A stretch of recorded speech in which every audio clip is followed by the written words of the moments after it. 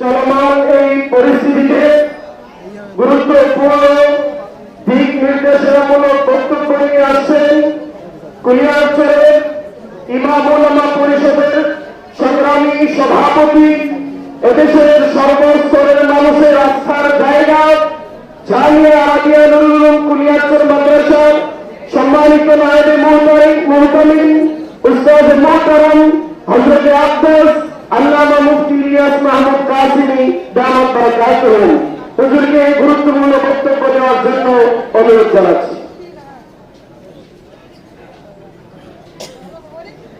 বিসমিল্লাহির রহমানির রহিম। আলহামদুলিল্লাহি রাব্বিল আলামিন والصلاة والسلام على أشرف الأنبياء والمرسلين سيدنا مولانا محمد بن عبد الله المكين وعلى آله وأصحابه الطيبين الطاهرين. أما بعد فأعوذ بالله من الشيطان الرجيم. بسم الله الرحمن الرحيم.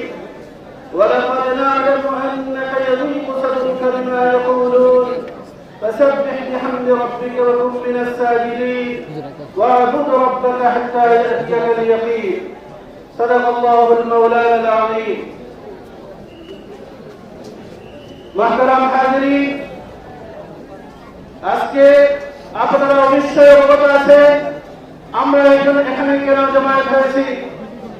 আজকে ফ্রান্স সরকারের সরকারি পৃষ্ঠপোষকতায় ফ্রান্সের মধ্যে কিছু সংখ্যক আল্লাহ এবং আল্লাহর রাসূলের দুশমন কর্তৃক হুজুর সাল্লাল্লাহু আলাইহি ওয়াসাল্লামকে নিয়ে যে অবমাননা এবং যে কার্টুনের ব্যঙ্গচিত্র প্রদর্শন করা হয়েছে তারই প্রতিবাদে আজকে কুলিয়ারচর ইমাম উলামা পরিষদের উদ্যোগে এই প্রতিবাদ সমাবেশ ও বিক্ষোভ মিছিলে উপস্থিত মুআজ্জাজ মুকাররম উলামায়ে কেরাম, আইম্মায়ে মাসাজিদ এবং সর্বস্তরের তৌহিদি জনতা ও তালিবুল ইলম।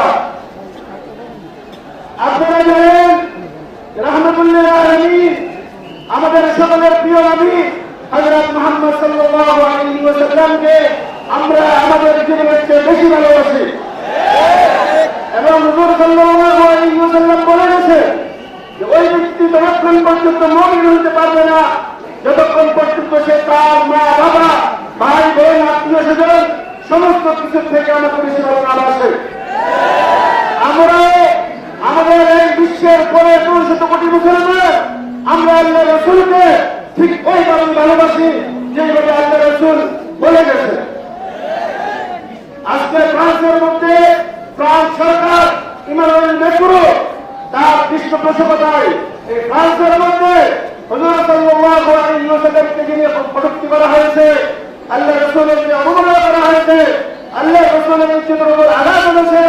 আমরা বিশ্বের এই পরে 200 কোটি মুসলমানদের এই আঘাতের মাধ্যমে পরে 200 কোটি মুসলমানদের মনে পুনরাঘাত করেছে।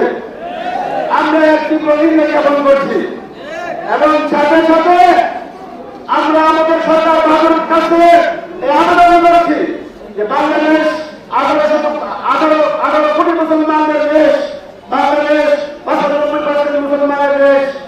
এই দেশে যেই দেশে আমাদের আল্লাহ রাসূলকে অবমাননা করা ওই দেশের দূতাবাস আমাদের দেশে দেখতে চায় না। আপনি আমাদের এই ফ্রান্সের দূতাবাসের লোকদেরকে ডেকে ফ্রান্সের দূতাবাসকে বাংলাদেশ থেকে বিতাড়িত করুন। অন্যথায় বাংলাদেশের 18 কোটি মুসলমানের মনে যে আঘাত করা হয়েছে এবং মুসলমানদের যে গণজোয়ারটি দেখেছে এই ফ্রান্সের দূতাবাসকে যদি আপনি সসম্মানে বিদায় না করেন তাহলে 18 কোটি মুসলমান এই ফ্রান্সের দূতাবাসের বিজ্ঞান করে লঞ্চ করে এই দূতাবাসের একটা ইট বঙ্গোপসাগর নিক্ষেপ করবে।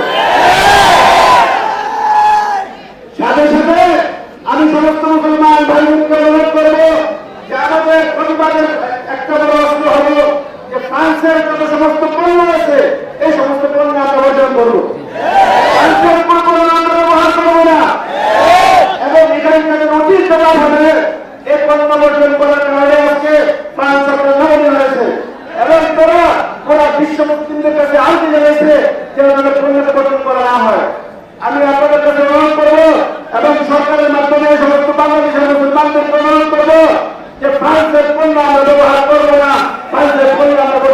ইনশাআল্লাহ। কেউ ভাষা ব্যবহার করবো না। সাথে সাথে আপনারা আজকে এখানে সমবেত হয়েছেন আল্লাহ রাসূলের মহব্বতে। আমরা আজকে ইমাম ওলামা পরিষদের যে ডাক নিয়েছি ইসলামের জন্য, ভবিষ্যতে যখন ইসলাম আল্লাহ রাসূলের জন্য যখনই আপনাদেরকে ডাক দেওয়া হয় ইনশাআল্লাহ আপনারা প্রস্তুত থাকবেন তো ইনশাআল্লাহ। আজকে আমাদের এই শান্তিপূর্ণ সমাবেশ থেকে আপনাদের পুরাত্ম আহ্বান জানাচ্ছি, যদি আমাদের এই দাবি করা কোনো সরকার হাত না করে তাহলে আমরা কঠোর কর্মসূচি দিব এবং ফ্রান্সের দূতাবাসীকে আমরা ইনশাআল্লাহ এখান থেকে দুই হাজার ইমাম ওলামা পরিষদের থেকে লোক বাস করবো। নারায়ে তাকবীর, নারায়ে তাকবীর, আল্লাহু আকবার। বিশ্বনবীর শত্রুরা হুঁশিয়ার সাবধান, বিশ্বনবীর শত্রুরা হুঁশিয়ার সাবধান। নারায়ে তাকবীর, এখন আমরা ইনশাআল্লাহ আমাদের শান্তিপূর্ণ সমাবেশ এবং শান্তিপূর্ণ মিছিলের মাধ্যমে